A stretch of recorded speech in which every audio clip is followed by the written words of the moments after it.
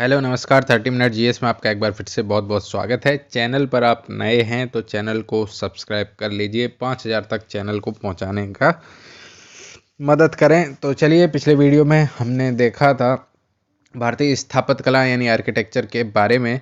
तो आज बात करेंगे भारतीय चित्रकला के बारे में, जिससे क्वेश्चन पूछे जाते हैं। और उसमें भी सबसे ज़्यादा जो क्वेश्चन पूछे जाते हैं वो पूछे जाते हैं, ये चित्रकार का नाम दे देंगे, उसके बाद आपसे कहेंगे कि ये चित्रकार किसके दरबार में था, या अकबर के समय में था या हुमायूं के समय में था, इस तरह की। और किसके समय चित्रकला का ह्रास हो गया और कौन सा समय चित्रकला का स्वर्ण काल था। यही 5-6 वैरायटी के क्वेश्चन हैं जो बहुत अच्छे और बहुत बार बार पूछे जाते हैं। तो चलिए शुरू करते हैं भारतीय चित्रकला के बारे में। तो प्राचीन काल से ही देखिए, जब से मानव है, हम लोग भी होते हैं, बैठे होते हैं शांत, अगर हाथ में पेन और खाली पेज है तो कुछ ना कुछ बनाते रहते हैं। ज़रूरी नहीं कुछ क्रिएटिव ही बनाए, कुछ दिखने में लाइन वाइन खींचते रहते हैं बचपन से। छोटे बच्चे को आप पेंसिल दे दो तो दीवार पे बना देगा, है ना। कहीं पे भी कुछ ना कुछ चित्रकारी करते रहे। इसी तरह जब मानव असभ्य स्थिति में था यानी कि प्राचीन काल में, तब भी वो कुछ ना कुछ चित्रकारी करता रहता था। और जैसे जैसे सभ्यता का विकास होता है उसका इम्पैक्ट चित्रकला पे भी पड़ता है। जैसे कि प्रागैतिहासिक काल में यानी कि प्री हिस्टोरिक युग टाइम में गुफाओं पर चित्रकारी की जाती थी। इसके बाद सिंधु घाटी जैसी नगरीय सभ्यता का विकास हुआ तो चित्रकारी दैनिक जीवन में प्रयुक्त होने वाली वस्तुओं पर की जाने लगी। ये क्वेश्चन बनते हैं सारे कंसेप्ट के साथ। जैसे चित्रकारी कहाँ पर होने लगी, बर्तनों आदि पर होने लगी थी। मृद भांड यानी कि मिट्टी के बर्तनों पर होने लगी थी। 6ठी शताब्दी में ईसा पूर्व में जैन और बौद्ध धर्म का विकास हुआ, जिसमें अब बौद्ध धर्म आ गए तो चित्रकला में धार्मिकता के पुट यानी कि जो रिलीजियस चीज़ें थी वो दिखने लगी। इसके साथ साथ जब मौर्य काल शुरू हुआ है तो चित्रकारी में, क्योंकि सेल्यूकस के संबंध हो गए थे मगध से, तो इसलिए भारतीय चित्रकला पे यूनानी पुट भी देखने को मिलता है। अब बात करें मध्यकाल की, तो मध्यकाल में, मुगल काल में भारतीय चित्रकारी में फारसी कला का मिश्रण है। जहांगीर के समय में चित्रकला अपने उच्चतम स्तर पर थी। क्वेश्चन नंबर 1 इंपॉर्टेंट क्वेश्चन है कि किस काल को, मुगल काल में या मध्यकाल में, चित्रकला का स्वर्ण काल किसके समय को कहा जाता है, तो जहांगीर के समय को कहा जाता है। और मुगल काल की प्रमुख विशेषता ये है कि चित्रकारों को राजकीय संरक्षण प्राप्त हुआ है। और उत्तर मुगल काल में यानी कि मुगल काल जब समाप्ति की ओर था तो उस समय की राजनीतिक और आर्थिक स्थिति इतनी खराब थी कि चित्रकारों को राजकीय संरक्षण मिलना बंद हो गया और चित्रकला के स्तर में भी गिरावट आ गई। हालांकि कई स्थानीय जमींदार और छोटे छोटे राजाओं के द्वारा चित्रकारों को संरक्षण एवं सहायता दी जाती रही। फलस्वरूप मुगल काल की दरबारी चित्रकला आम जनता तक पहुंच गई। ब्रिटिश काल में क्या होता है कि जब ब्रिटिशर्स आ जाते हैं तो औपनिवेशिक काल आता है। उसमें औपनिवेशिक हितों के कारण चित्रकला को कोई व्यापक संरक्षण प्राप्त होता है, मतलब कोई व्यापक संरक्षण प्राप्त नहीं होता है, लेकिन स्थानीय स्तर पर चित्रकला या चित्रकारी होती रहती है। साथ ही इस दौरान भारतीय चित्रकला में वेस्टर्न यानी कि पाश्चात्य पुट भी सम्मिलित होता है, जैसे फेमिनिटी और मेटीरियलिज्म यानी कि नारीत्व और भौतिकवादी जैसे तत्व भी चित्रकला में शामिल होते हैं। इसके बाद जब राष्ट्रवादी आंदोलन शुरू होते हैं, आज़ादी वाले आंदोलन शुरू होते हैं, तो चित्रकला के इतिहास में एक नया और मौलिक मोड़ आता है। चित्रकला के माध्यम से जनता को प्रेरित किया जाता है कि ये औपनिवेशिक जो शोषण कर रहे हैं अंग्रेज, उनको दिखाया जाता है चित्रकला के माध्यम से या कार्टून के माध्यम से। इस तरह से चीज़ें सामने निकल कर आती हैं। इसके बाद स्वतंत्रता के बाद यानी कि आफ्टर इंडिपेंडेंस, सरकार के द्वारा चित्रकला को व्यापक समर्थन एवं संरक्षण प्राप्त होता है। इसमें पुरस्कारों के साथ साथ आर्थिक सहायता भी प्रदान की जाती है। फलस्वरूप मध्यकाल में क्षेत्रीय स्तर पर विकसित चित्रकलाओं को बाद में राष्ट्रीय पहचान प्राप्त होने लगी। 21वीं सदी की बात करें तो वर्तमान में टेक्नोलॉजी के फलस्वरूप चित्रकला में आधुनिकता आ गई। कंप्यूटर का प्रयोग हो गया, वीडियो पेंटिंग, 3D पेंटिंग जैसे तत्व भी शामिल हो गए। साथ साथ चित्रकला में सामाजिक, आर्थिक, राजनीतिक, धार्मिक और सांस्कृतिक तत्वों का भी सम्मिश्रण यानी कि ग्लोबलाइजेशन के बाद तो सारे जितना भी है सबकी पुट देखने को मिल जाएगी दुनिया भर की, एक ही चित्रकला में आपको नई जो 21st सेंचुरी की है उसमें आपको देखने को मिल जाएगी। अब बात करते हैं भारतीय चित्रकला के बारे में आगे। तो भारतीय चित्रकला के संदर्भ में सबसे प्राथमिक यानी कि सबसे पहले और प्रामाणिक प्रमाण मिलते हैं वात्स्यायन के द्वारा रचित कामसूत्र नामक ग्रंथ में। वात्स्यायन के ग्रंथ में कुल 64 कलाओं का उल्लेख है, जिसमें चित्रकला को चौथा स्थान दिया, यानी 4th नंबर पर कहा गया है चित्रकला। लगभग पहले ईसा पूर्व में मानी पहली सदी में, ईसा पूर्व की पहली सदी में रचित इस ग्रंथ में चित्रकला के संदर्भ में षडांग सिद्धांत का प्रतिपादन किया गया। षडांग सिद्धांत होते क्या हैं? षडांग सिद्धांत होते हैं, इसके तहत चित्रकला के 6 प्रमुख अंगों का वर्णन किया गया है। चित्र के अंग यानी कि षडांग सिद्धांत रूपवेद, प्रमाण, भाव, लावण्य योजना, सादृश्य और वर्णकार। षडांग सिद्धांत यानी कि 6 अंग चित्र के माने गए। रूप भेद की बात करें तो एक चित्र का दूसरे चित्र से भेद, चित्र के अंतर्गत सम्मिलित पात्र के बारे में स्पष्ट जानकारी प्रकट हो। उदाहरण, एक शहरी और ग्रामीण व्यक्ति का इस प्रकार चित्रण करना जिससे दर्शक को ग्रामीण और शहरी व्यक्ति के बारे में स्पष्टता हो सके। यानी कि आप फोटो देख के यानी कि पेंटिंग देख के ही बता सकते हैं कि कौन सा ग्रामीण बता रहे हैं या शहरी, देखते ही स्ट्राइक कर जाए, वो होता है रूप भेद यानी कि अपीयरेंस डिफरेंस। अब बात करते हैं प्रमाण यानी कि प्रूफ की। तो चित्र की लंबाई, चौड़ाई और सीमा यानी कि कितने में फैलाव है इत्यादि का स्पष्ट निर्धारण एवं उचित अनुपात यानी कि रेशियो कैसा रहना चाहिए। पात्रों की दूरी यानी कि उसमें जो कैरेक्टर उनकी दूरी और निकटता को स्पष्ट तरीके से प्रदर्शित किया है प्रमाण। ये षडांग सिद्धांत में ही चल रहे हैं। अब बात करते हैं भाव यानी कि इमोशंस की। तो चित्रित पात्रों के भावों को प्रकट करने की क्षमता, अर्थात किसी गरीब व्यक्ति को चिंतित और मरीज व्यक्ति को दुखी कैसे प्रकट करेंगे, कैसे बनाएंगे, उसको बोलते हैं भाव।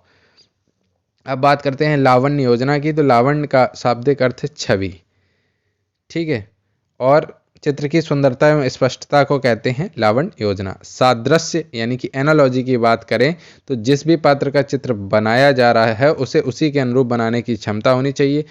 इसका मतलब यह हुआ कि सादृश्य को सजीवता तथा वास्तविकता के निकट होने के स्वरूप में समझा जा सकता है, यानी कि बिल्कुल सजीव लगे, ऐसा लगे कि बिल्कुल वास्तविक है। जैसे व्यक्ति के चित्र को बिल्कुल वास्तविक व्यक्ति के समान बनाना, यानी कि उसकी झुर्रियाँ भी दिखाओ, दुखी, मतलब जैसा व्यक्ति हूबहू दिखता है, रोम रोम दिखा दो, वो होता है एनालॉजी या सादृश्यता। अब बात करते हैं वर्ण का। वर्ण मतलब रंग होता है, तो चित्र में रंगों के उचित अनुपात में प्रयोग किया जाता है। दूसरे शब्दों में चित्र में किन रंगों का कहाँ प्रयोग करना है इसकी समझ होनी चाहिए। जैसे आम का वृक्ष का चित्र बनाते समय पत्तियों को हरा और फलों को पीला दर्शाना चाहिए। अगर आप पत्तियों को पीला और फलों को हरा दिखा देंगे तो वो पिगमेंट उसके इधर उधर हो जाएंगे और वो चित्र नहीं, मतलब उसको चित्रकारी नहीं कहेंगे, उसको तो फिर कलाकारी कह देंगे। आगे बात करते हैं भारतीय चित्रकला की विशेषताओं के बारे में। तो इसमें आध्यात्मिकता है, आदर्शवादिता है, प्रतीकात्मकता है, नाम विहीनता है, इंपॉर्टेंट पॉइंट है, भावों की प्रधानता है, रेखाओं की प्रधानता है, नियम आधारित है, पात्र यानी कि कैरेक्टर की प्रधानता है और प्रकृति प्रेम है। अब बात करते हैं प्राग ऐतिहासिक कालीन चित्रकला के बारे में, यानी इतिहास काल जो इतिहास लिखे थे उससे पूर्व के बारे में, चित्रकला के बारे में। तो उसमें हमें मिलते हैं आखेट यानी कि शिकार करते हुए चित्र, जिसमें भाला, ढाल और धनुष बाण मिलते हैं। अब पूछा जाता है किस किस के चित्र मिलते हैं, तो गेंडा, हाथी, सुअर, भैंसा, बैल, हिरण, चीता इत्यादि पशुओं का चित्रण है। और पक्षियों का चित्रण अपेक्षाकृत कम है, केवल पक्षियों में मोर, बतख और सारस के चित्र मिलते हैं। पशु एवं पक्षियों के चित्रों में भी मुद्रा को महत्व देने का प्रयास किया गया है। जादू टोने, धर्म और कृषक जीवन के समान चित्र भी बने हुए मिलते हैं। रंगों की बहुत कमी है, प्रायः गेरुआ, लाल और काले और सफेद रंगों का ही प्रयोग किया गया है प्रागैतिहासिक काल में। उदाहरण के लिए भीमबेटका की गुफा सबसे प्राचीन गुफा है। तो भारत में चित्रकला का इतिहास मध्य प्रदेश के रायसेन जिले में, ये सब भीमबेटका वैसे भी आपको याद रखना है, मध्य प्रदेश के रायसेन जिले में स्थित प्रागैतिहासिक काल की भीमबेटका की गुफा पर बनी चित्रकारी से प्रारंभ होता है। वहां से लगभग 500 से अधिक शैल चित्र यानी पत्थर पर बने उकेरे गए चित्र प्राप्त हुए हैं, रॉक पेंटिंग जिसको बोलते हैं। इन चित्रों का निर्माण का समय पाषाण काल, जब मनुष्य अपने विकास की प्रारंभिक अवस्था में था, उस समय हुआ होगा। इन गुफाओं की खोज इंपॉर्टेंट है 1957 में विष्णु श्रीधर वाकणकर के द्वारा की गई थी। और वर्ष 2003 में, ये भी इंपॉर्टेंट, मोस्ट इंपॉर्टेंट पॉइंट है, 2003 में भीमबेटका की गुफाओं को यूनेस्को की विश्व विरासत स्थल सूची में शामिल कर लिया गया था। भीमबेटका गुफाओं की खोज विष्णु श्रीधर वाकणकर के द्वारा कब? 1957 में। और इसको यूनेस्को की श्रेणी में शामिल किया गया 2003 में। है कहाँ पर? एमपी में। ठीक है। भीमबेटका के शैल चित्रों में मुख्यतः, भीमबेटका बहुत इंपॉर्टेंट है, शैल चित्रों यानी कि रॉक पेंटिंग में मुख्यतः सामूहिक नृत्य, मुखौटा नृत्य, गर्भवती महिला, गर्भवती गाय, गैंडे का मुखौटा, लगातार शिकार, गैंडे द्वारा अपने सींग से मनुष्य पे हमला इत्यादि चीजों का चित्रण किया गया है। ये देखिए आपको दिख रहा है, इस तरह की पेंटिंग है भीमबेटका की गुफाओं के बारे में। ठीक है। गैंडे द्वारा भी मनुष्य पर हमला आदि इसमें दिखाए गए हैं, अन्य चित्रों में भी। साथ ही इन चित्रों में बाघ, शेर, हाथी, कुत्ता और घड़ियाल इत्यादि जानवरों का चित्रण है। जानवर जहां भी आ जाएंगे ना, आपको एंशिएंट हिस्ट्री में उनके नाम याद रखने होंगे कि कौन सी गुफा में कौन से जानवरों को या किसकी मूर्ति के नीचे कितने जानवर हैं। कई बार तो लेफ्ट राइट का पूछ लेते हैं कि बाईं साइड कौन सा जानवर स्थित है, दाईं साइड कौन सा जानवर स्थित है। तो इन चित्रों में बाघ, शेर, हाथी, कुत्ता और घड़ियाल इत्यादि जानवरों का भी चित्रण है। और चित्रों में मूलतः लाल, गेरुआ, काला और सफेद रंग, देखिए प्राचीन काल में किससे बनाएंगे? लाल, गेरुआ, काला, यही सफेद रंग नॉर्मल रंग होते हैं। और कहीं कहीं प्रतीकात्मक रूप से पीले और हरे रंग का भी प्रयोग कर दिया गया है। अब बात करते हैं सिंधु घाटी काल की चित्रकला के बारे में। ये आपको दिख रहा है पॉटरी यानी कि मृद भांड, तो आपको ये देखिए बना हुआ दिख रहा है।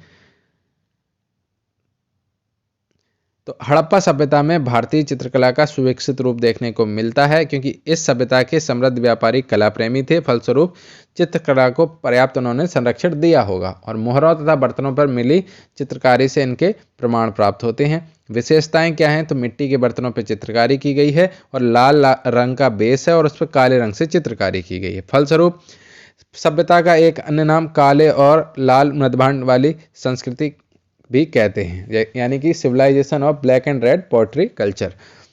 मिट्टी के बर्तनों पर पशु पक्षियों तथा वनस्पतियों का चित्रण है।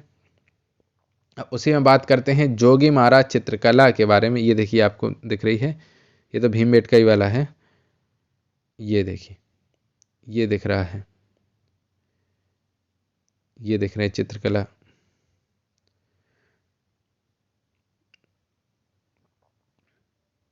तो सिंधु घाटी सभ्यता के पतन के बाद वैदिक सभ्यता और महाजनपदकालीन चित्रकला के बारे में कोई स्पष्ट और प्रमाणिक विवरण हमें मिलते ही नहीं है। और सिंधु घाटी के बाद भारतीय चित्रकला के विकास क्रम में प्रमाण मिलते हैं जोगीमरा यानी कि छत्तीसगढ़ से हमें मिलते हैं। जोगीमरा जगह कहाँ पर है? जोगीमरा जगह है छत्तीसगढ़ में। ठीक है। और हालांकि स्टोन एज की है, जो जोगीमारा गुफा चित्रकारी है वो स्टोन एज की है, यानी कि पाषाण काल की देन है। लेकिन कार्बन डेटिंग के आधार पर इस चित्रकारी का काल लगभग 300 से 200 ईसा पूर्व माना गया है। संभवतः इस समय भी कुछ मानवीय समूह का निवास गुफाओं में होता होगा। यानी कि देखिए अभी तब भी जैसे अभी कुछ जनजातियां ऐसे ही तब भी कुछ जनजातियां ऐसी होंगी जो गुफाओं में रहती होंगी और चित्रकारी करती होंगी। हालांकि कुछ इतिहासकारों का यह भी मानना है कि जोगीमारा की गुफाओं का निर्माण सम्राट अशोक के काल में हुआ होगा, क्योंकि अशोक ने कई चैत्य और विहारों का निर्माण कराया था। इंपॉर्टेंट क्या है कि जोगीमारा की गुफा चित्रकारी में बैठी हुई नृत्यांगना का चित्र प्राप्त होता है। एक अन्य चित्र में वृक्ष के नीचे बैठे एक पुरुष को दर्शाया गया है। ये पूछ लेते हैं कहाँ पर? जिसके एक और हाथी और जुलूस का चित्रांकन यानी कि बनाया गया है। एक अन्य चित्र में कई पुरुष, पहियों और आभूषणों को चित्रित किया गया है। साथ ही कम ऊंचाई के पुरुषों को एक प्रकार से नौकर के रूप में दर्शाया गया है।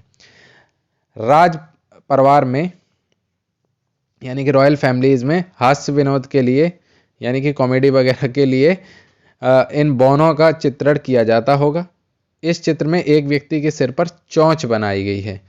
जोगीमारा की चित्रकारी में प्रायः सफ़ेद, लाल और काले, देखिए जितनी प्राचीन काल की हैं सब सफ़ेद, लाल, काले याद रखना और कुछ नहीं। और कहीं कहीं प्रतीकात्मक रूप से पीले और हरे रंग के थोड़ा बहुत उपयोग किया गया। आपको लाल, काला, सफ़ेद याद रखना है। सफ़ेद तो है ही और लाल काले का उपयोग किया गया, बस इतना आपको याद रख लेना है। जोगीमारा की चित्रकारी में प्रायः सफ़ेद, लाल और काले रंग का, कहीं कहीं पीले रंग का प्रयोग किया गया है। और चित्रों का निर्माण करने से पूर्व दीवारों को, इंपॉर्टेंट है, अच्छी तरह से साफ एवं समतल नहीं किया गया, यानी कि एज इट इज बना दिया, जैसी दीवार थी बना दिया। जोगीमारा के बाद लगभग 200 ईसा पूर्व से लेकर 700 ईस्वी तक भारतीय चित्रकला को अजंता, बाघ और बादामी की चित्रकला ने निरंतर एवं उच्चायम, यानी कि उसके बाद आते हैं अजंता, बाघ और बादामी की पेंटिंग्स। अब ये देखिए अजंता की चित्रकला में आप देखिए ये पेंटिंग आपको दिख रही होगी। तो महाराष्ट्र के औरंगाबाद में पिछले वीडियो में भी हमने बताया था कि वाघोरा नदी के पास सह्याद्री पर्वतमाला तथा पश्चिमी घाट के क्षेत्र में उपस्थित है और विकास इसका संभवतः माना जाता है 200 ईसा पूर्व से 650 ईसा पूर्व के मध्य। और अजंता की जो पेंटिंग है वो मुख्य रूप से 2 विधियों पर आधारित है। पहली विधि विधियां इंपॉर्टेंट हैं इसमें। फ्रेस्को विधि, इसके तहत क्या होता है, पहले गीले प्लास्टर पर चित्र बनाए जाते हैं और उसके बाद उस पर रंगों का प्रयोग किया जाता है। याद करने की टेक्निक क्या है, देखिए जब गीला प्लास्टर है तो कहेंगे ना फ्रेश प्लास्टर हुआ, तो उसको बोलते हैं फ्रेस्को विधि। दूसरी है टेम्परा विधि। टेम्परा विधि जिसमें सूखे प्लास्टर पर चित्र बनाए जाते हैं तथा सफ़ेद रंग का प्रयोग प्राथमिकता के साथ किया जाता है, यानी कि और रंग की सफ़ेदी हेतु अंडे के छिलके तथा चूने का प्रयोग किया गया है। किस विधि में? टेम्परा विधि में। तो ठीक है, मतलब वाइट रंग टेम्परेरी किया जाता है, यानी बैकग्राउंड उसकी वाइट बनाई जाती है और उस पर चित्र बनाए जाते हैं। तो याद रखना है टेम्परा। फ्रेस्को में क्या है, फ्रेश तो नया गीला प्लास्टर होगा, उस पर कलरों का प्रयोग किया जाएगा। तो 2 विधियां हो गई। और अजंता चित्रकारी की प्रमुख विशेषता ये है, इंपॉर्टेंट है ये, अजंता वागोरा में क्या था, वागोरा में दीवारें समतल नहीं की गई थी। अजंता में क्या है कि दीवार पर चित्र बनाने से पहले उसे रगड़कर अच्छे से समतल कर लिया जाता था, जिसका पूर्णतः जोगीमारा चित्रकारी में अभाव था। अजंता की चित्रकारी में नीले रंग का पूर्णतः अभाव है, जबकि लाल रंग का अधिकता से प्रयोग किया गया है।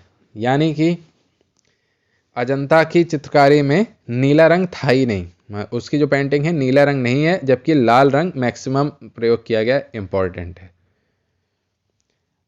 और अजंता की चित्रकारी की विषय वस्तु, मोस्ट इंपॉर्टेंट पॉइंट है, कौन से धर्म से संबंधित है? बौद्ध धर्म से संबंधित है। और इस चित्रकारी में महात्मा बुद्ध के जीवन की कथाओं को चित्रों के माध्यम से प्रदर्शित किया गया है। तो इस आधार पर यह मान लिया जाता है कि गुफा एवं चित्रकारी का विकास मौर्य काल से प्रारंभ हुआ होगा और उसके बाद भी बनाते रहे। ऐसा नहीं होगा कि आज चित्रकारी यानी आज पेंटिंग कर दी रुक गए, फिर दूसरे लोग आके बनाते होंगे तीसरे। तो ये माना जाता है कि मौर्यन पीरियड के बाद से इनमें काम होना शुरू हुआ होगा। बाद में दक्षिण के वाकाटक शासकों द्वारा, जिसमें मुख्य थे हरिसेना, उनके द्वारा इन गुफाओं का विकास किया गया और वर्ष 1983 सन याद रखना में इसे यूनेस्को के द्वारा अजंता की गुफाओं को विश्व विरासत स्थल की सूची में शामिल कर लिया गया, यानी कि वर्ल्ड हेरिटेज साइट की सूची में शामिल कर लिया गया सन 1983 में। अजंता गुफा एवं चित्रकारी के बारे में उस समय के विदेश यात्री फायान, जो चंद्रगुप्त द्वितीय के शासनकाल में भारत आया था, तथा वेनसांग, जो हर्षवर्धन के शासनकाल में आया था, उसके विवरणों में भी वर्णन है, इंपॉर्टेंट है। अब बात करते हैं बाघ गुफाओं की चित्रकला के बारे में, यानी कि पेंटिंग के बारे में। तो मध्य प्रदेश में धार जिले के कुक्सी तहसील में स्थित विंध्य पर्वत श्रेणी में बाघ गुफाएं स्थित हैं। बाघ में कुल कितनी गुफाएं हैं? 9 गुफाएं हैं, जो अजंता के समकालीन, ये भी याद रखें समकालीन यानी कंटेम्परेरी, यानी कि उसी समय की, जबकि अजंता की गुफाएं हैं। कहाँ पर? एमपी के धार जिले के कुक्सी तहसील में। तो एमपी में कौन सी श्रेणी है? तो विंध्य पर्वत श्रेणी है, तो वो तो आपको याद रखना ही नहीं है। और बाघ में कुल कितनी गुफाएं हैं? 9 है। कैसे? देखिए, याद करने की कुछ ना कुछ तो हमें ट्रिक बनानी ही होती है। तो हमने एक ट्रिक ऐसे बना ली, उसमें कुछ नहीं है, बहुत घटिया ट्रिक है, लेकिन देख लीजिए। जैसे ये 9 है, 9, तो ये बाघ जैसा बन गया ना, ये पूंछ हो गई, 9 बनाते टाइम ऐसे 9 बनाया और ये पूंछ हो गई, तो बाघ की तरह बन गया ना ये। तो बाघ में कितनी गुफाएं हैं कुल? तो बाघ में कुल 9 गुफाएं हैं, ऐसा मान लिए, ऐसा ही है, ठीक है, ये फैक्ट है। बाघ की गुफाओं में बौद्ध धर्म के अलावा सामान्य जीवन के भी चित्र मिलते हैं, यानी कि ये अजंता की तुलना में अधिक संसारिक और मानवीय हैं। यानी कि अजंता गुफाएं मुख्य रूप से या कंप्लीटली कह दीजिए बौद्ध धर्म से संबंधित हैं, जबकि बाघ की गुफाओं में बौद्ध धर्म के अलावा जो सामान्य जनजीवन में भी वस्तुएं थीं, उनके भी चित्र बनाए गए। ये देखिए, अब बात करते हैं अरमामलई गुफा की चित्रकला। तो अरमामलई तमिलनाडु के वेल्लोर जिले में स्थित है। 8वीं सदी के दौरान जैन मंदिर के रूप में इसका रूपांतरण होता है और जैन संतों के विश्राम स्थल के रूप में काम में आने वाली कच्ची मिट्टी की संरचनाएं गुफा के भीतर स्थित हैं और दीवारों और छतों पर रंगीन चित्र हैं। ये देखिए छतों पर रंगीन चित्र हैं। अब बात करते हैं चित्तानवा साल गुफा की चित्रकला, जिसको बोलते हैं अरिवर कोइल। तो ये भी तमिलनाडु में स्थित है। 1ली शताब्दी ईसा पूर्व से 10वीं शताब्दी ईस्वी तक ये है और ये भी जैन धर्म पर आधारित चित्र इसमें भी देखने को मिलते हैं, किसमें, अरवर कोइल में। और भित्ति चित्रों की बाघ और अजंता की चित्रकला से निकटतम सादृश्यता, यानी कि जैसी बाघ और अजंता की पेंटिंग्स थी वैसी ही पेंटिंग यहाँ पर हैं आपकी चित्तानवसाल गुफा की चित्रकला में। ठीक है,